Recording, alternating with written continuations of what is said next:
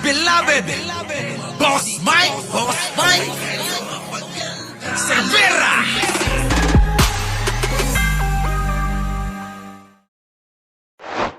Si Banat Bay, sumakay na kay Mima. Pagtawanan natin to. Niya at yung trabaho niya before na nagpo-pokers itong si Maharlika. Ay, talaga ba? Okay. Eto guys.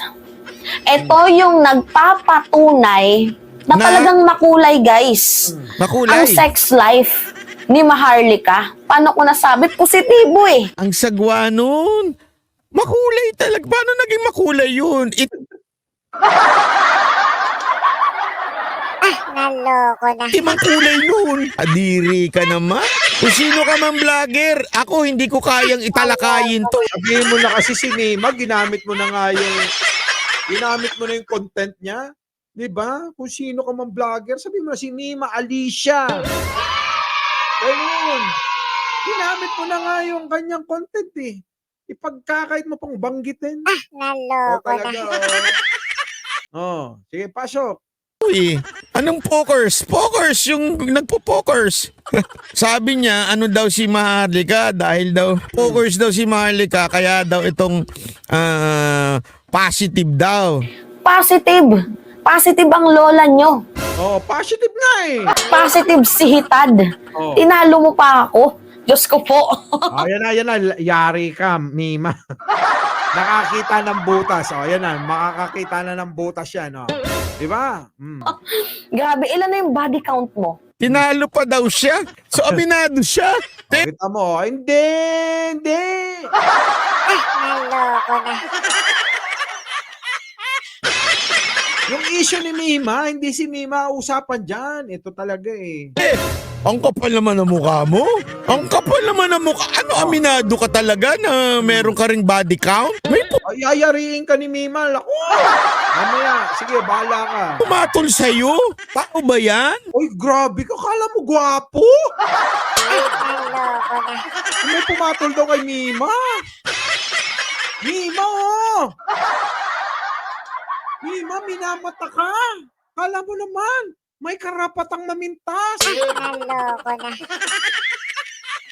Tignan nyo pakinggan nyo. Kung paano pintasan si Mima. Daw siya? So, aminado siya? Te, ang kapal naman ang mukha mo. Ang kapal naman ang mukha. Ano, aminado ka talaga na meron ka ring body count? May pumatol sa'yo? Tao ba yan? Te, tao ba yan, te?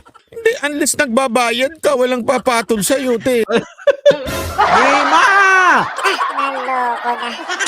Kita nyo kung paano mapintasan si, pintasan din si, pintasan niya si Mima. Kala mo naman, kala mo kagandang lalaki. Diyos ko po. Sige, pasok. Galing na sa sarili niyang bibig, sabi niya, tinalo mo pa ako. So, ibig sabihin, pati ikaw. Kasi yun ang ibig sabihin nung tinalo mo pa ako, eh. Yung issue nga niya. Ginawa mong content para di ba? Jeffrey Yara. Ibig sabihin, kaya ka nga, di ba? Sinabi mo, kunwari, sa basketball. Tinalo mo pa ako, ibig sabihin, nagbabasketball ka din.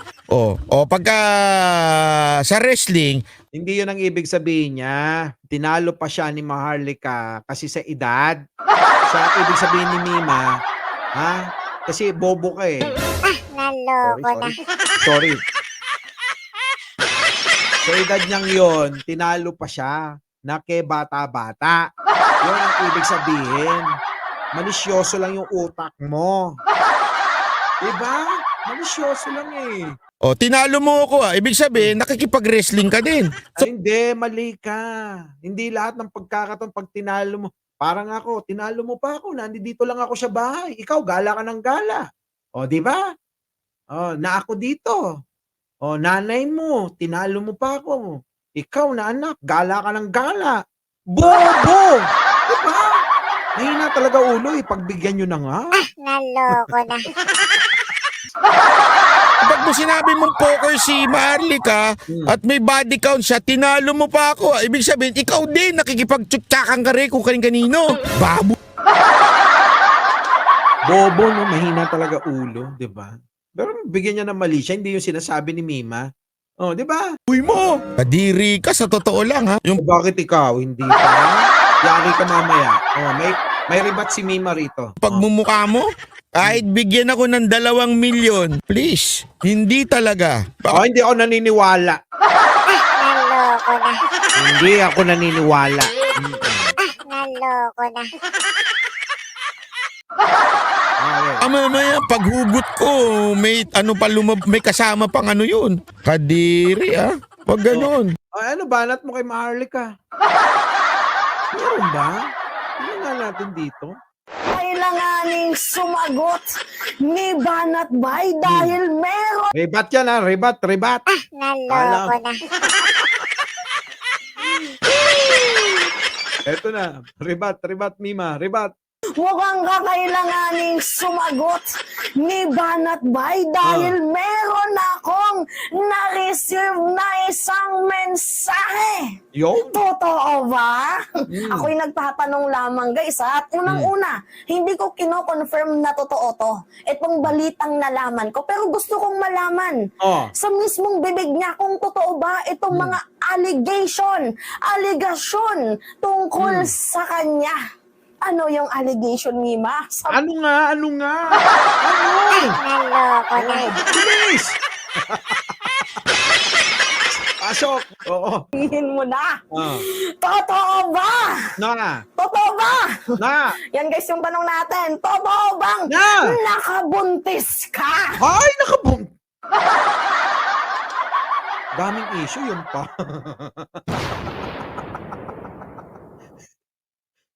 Ang daming issue yung pa. Grabe. Baka si Banat ba yung jowa ni Maharlika? Oh. Tapos iniwan mo yung mag-ina mo at pinili mong magpakabinata. Hala! Kala ko daw ba bakla? Daw sabi ni Pepe Malonzo. Eh bakit na may babae? Yan guys yung yung tanong natin yan guys ha. Hindi ko kino-confirm na totoong nakabuntis itong si Banat Bay at iniwan ang kanyang mag-ina. Hindi ko kino-confirm yun guys ha na nakabuntis itong si Banat Bay. Pero gusto kong malaman sa kanyang bibig kasi meron akong mensaheng na-receive galing sa isang dummy account na itong si Banat Bay daw kunong ay nakabuntis tapos iniwan niya ang kanyang mag-ina. Yo! Bakit naman? Gusto. Grabe. Nakakalumong balita. Hindi ko sa pinapatulan guys ha, yung chismis ng dummy account na yun kasi pwedeng character assassination ito kay Banat Bay. Pwede din namang totoo. Kasi Teka, sino ba talaga? Siya nakabuntis o siya yung binuntis? Siya yung nakabuntis o siya yung binuntis? Naloko na. Oh, pasok. dummy account yung gamit niya. Ayaw niyang magpakilala. Pero gusto nating malaman ng totoo dito guys kung ano nga ba yung totoo. Diba totoo ba na nakabuntis ka at iniwan mo ang mag-ina mo para magpakabinata? At totoo din ba? Naku, ito guys, ito yung malala. Nabibigyan mo daw sana ng 200,000 itong si ate mo girl at pumunta ng Japan para magpa-abort. Ala! Naloko na. Bakit sa Japan pa? Grabe naman. Ako hindi ko kino-confirm ha, kasi sa totoo lang guys, wala talaga akong balak mangkalkal ng baho or basura ng iba. Naloko na. Hindi ko gawain yun. Walang yaka, Viva. Ang dami mo akong hinuhukay. O, sige tuloy. Pagbigyan na natin. Hindi ko gawain yun guys, yung hahanapan ka ng baho, hahanapan ka ng basura, ika-character assassinate kita. Kasi unang-una ikaw na mismo sumisira sa sarili mo eh, di ba? Parang bangag ka din eh, no? hindi ko sinisiraan si Banat Bay, pero gusto lang natin malaman ng totoo kasi nung time na ginawa nyo yan, libog na libog ka. Naloko na. Uy, Mimo, hindi ka rin yung papatulan. Diba? Talagang tigas na tigas ka. Tapos hindi mo man lang Naloko Naloko na. Hindi ko pa ito napapanood. Baka daw si Bukeke yun. panindigan niyang kalibugan mo. Gusto po. Kaya nga ito sinasabi ko sa inyo guys, no? Wala siyang pinagkaiba. Kay Kibuloy, sa kay Kibuloy may ebidensya sa Senate hearing ni Senator Risa Ontiveros, yung kiss-kiss boy. Ito namang ano natin ngayon, yung kinokontent natin ngayon na binubulgar ko sa inyo, according lamang po ito sa isang sender na nakadami account. So gusto ko lang malaman kung totoo ba to or hindi. Kasi kung ano to guys, kung totoo to, nakakahiya naman. Ang tapang mo sa mga vlogs mo. Ang tapang mo na kesyo parang wala kang kinakatakutan. Tapos sa gitna ng iyong katapangan, sa harap ng iyong katapangan na pinapakita, ikaw pala ay walang bayag. Naloko na. So, kung walang bayag, ano nga? Pepe. Naloko na. Visit si Bibi. Naku, nakakahiya yun, banat bay. Kung totoo man ito, hindi ko kino-confirm guys Kasi unang-una, ayokong mabuhay sa mundo ng kasinungalingan. Pero gusto kong malaman kung ano yung totoo dito. Pero yung kay Oli, Oy, magpaliwanag ka banat bay kay Mima. Diba? Paliwanag ka, ha? Dapat magpaliwanag dito si banat bay, hindi pwedeng hindi. totoo yun guys na nagtatakol siya. Kasi meron naman tayong video na pinakita sa inyo noon na itong babae ay nagreklamo. Diba? Nakalimutan ko na yung name na babae, pero nagreklamo yung babae na subscriber niya, followers niya, pinagtatakulan niya habang may trabaho. Si Oli, totoo yun. Kasi yun yung kwento ng babae na in-interview ni DJ Bayron ba yun, if I'm not mistaken. Pero yung kay Banat Bay na nakabuntis, tapos gusto niyang ipalaglag, yun yung gusto kong malaman. Kaya kailangan sumagot ka, Banat Bay, kung totoo. Oo, sagot ka. Hindi pwedeng gano'n. Naloko na. Pag hindi sumagot yan, malamang totoo yan. Man yan. Linisin mo yung pangalan mo. Opo, nakakahiya ka. Kalalaki mong tao, wala kang bayag. Alam nyo guys, yung mga ganyang tao, Wala kang bayag. Walang bayag. Pero may bayad. Diba? Walang bayag pero may bayad. Naloko na. ang mga ethics ng mga yan.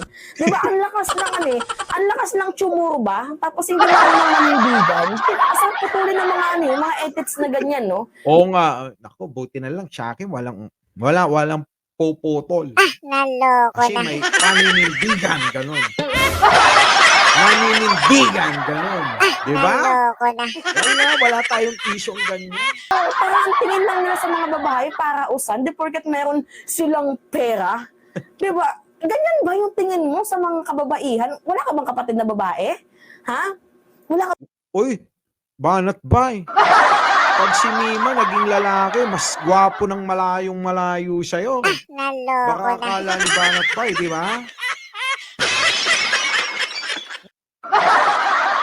Kumpara natin dito. Dito, ito nanghihiram pa to ng filter. Kita mo yung tsura mo, Mukhang kambing. Naloko na. Pakaya natin. Kita nyo naman yung ilong, Gapa. Naloko Ito na. naman, dito naman kay Mima. Una, humusga. Sino mas gwapo? Kung naging lalaki si Mima. Diba? Di ba, after mong tumirik yung mga mata mo at natapos ka na, iiwan mo na, tapos ngayon na may nabuo, ipapalaglag mo, ganun. Ay, hindi dapat ganon. Banat Bay, wag ganon. Matapos tumirik, dapat Naloko na. kulang to ng seminar sa akin. Nung mata mo, ayawan na. At natapos ka na, iiwan mo na, tapos ngayon na may bahay para usan, after mong, di ba, after mong tumirik yung mga mata mo at natapos ka na, iiwan mo na, tapos ngayon na may nabuo, ipapalaglag mo, ganun ba yung tingin mo sa sa babae? Wala kang pinagkaiba kay Kibuloy at kay Maharlika. Kasi kung totoo man ito guys, Wala talagang pinagkaiba. Idol nga niya, di ba? Idol niya, idol. Naloko na. Idol niya yun. bukit sa balat na yan, yung dalawang yan. Amoy mo! Kadiri ka sa totoo lang ha. Yung pag Ay, nakakadiri ka daw, Mima, Mima. mumukha mo? Kahit bigyan ako ng 2 milyon, please. Hindi talaga. Baka mamaya paghugot ko, may ano pa may kasama pang ano yun. Kadiri ah. Hindi daw papatol sa'yo kahit bigyan mo ng 2 milyon. Ikaw ba papatol dito? Hoy, Mark Ramos, tumigil ka. Oh, di ba? Naku, Mima. Naloko na. Oh, ayan ha. Mike Sherbera po. Laging nagpapaalala, mahalin natin ang ating kapwa, pagdasal natin lagi ang ating balsa. Maria Organic, Rosemary, Gilbert Sanchez, Ibian Bell, siya sa inyo pong lahat. Maraming salamat po. Our beloved Boss Mike Cervera.